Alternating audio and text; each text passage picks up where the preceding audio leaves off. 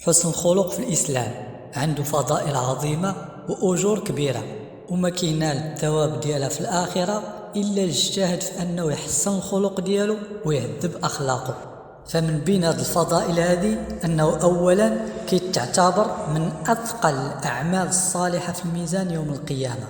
فالإنسان اللي غادي يلاقي رب العزة غادي يتحط الميزان بين يديه ويتوزنوا فيه الحسنات والسيئات ديالو، فأثقل حاجة عنده في الحسنات هي حسن الخلق. قال النبي صلى الله عليه وسلم: ما من شيء يوضع في الميزان أثقل من حسن الخلق، وإن صاحب حسن الخلق لا يبلغ به درجة صاحب الصوم والصلاة. والأمر الثاني اللي كيدل على فضائل حسن الخلق أنه كيتعتبر من أكبر الأسباب لدخول الجنة.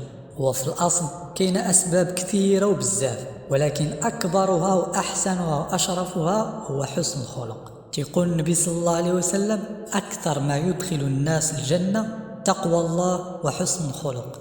والأمر الثالث اللي كيدل على فضيلة حسن الخلق أن صاحبه من أقرب الناس منزلة من رسول الله صلى الله عليه وسلم يوم القيامة. فما كاينش شي واحد من المسلمين إلا وهو كيتمنى يكون مع رسول الله صلى الله عليه وسلم في الجنة. ولا شك أن المنزلة ديالو عليه الصلاة والسلام في الجنة من أعلى المنازل، ولكن إلا كانت الأخلاق ديالك حسنة فكيرفعك الله عز وجل بها يوم القيامة حتى تكون قريب من رسول الله صلى الله عليه وسلم. كما جاء في الحديث أنه صلى الله عليه وسلم قال: إن من أحبكم إلي وأقربكم مني مجلسا يوم القيامة أحاسنكم أخلاقا. ولهذا وهو الأمر الرابع أن الرسول صلى الله عليه وسلم ضمن لأي واحد حسن الخلق ديالو أنه يكون في أعلى الجنة حتى يوم القيامة. كما جاء في الحديث الصحيح: أنا زعيم ببيت في ربد الجنة لمن ترك المراء وإن كان محقا، وببيت في وسط الجنة لمن ترك الكذب وإن كان مازحا، وببيت في أعلى الجنة لمن حسن خلقه. والمعنى ديال زعيم يعني ضامن، بمعنى أن الرسول صلى الله عليه وسلم كيقول: أنا عاطي الضمان وضامن أي واحد ترك المراء وإن كان محقا. المراء هو الجدال.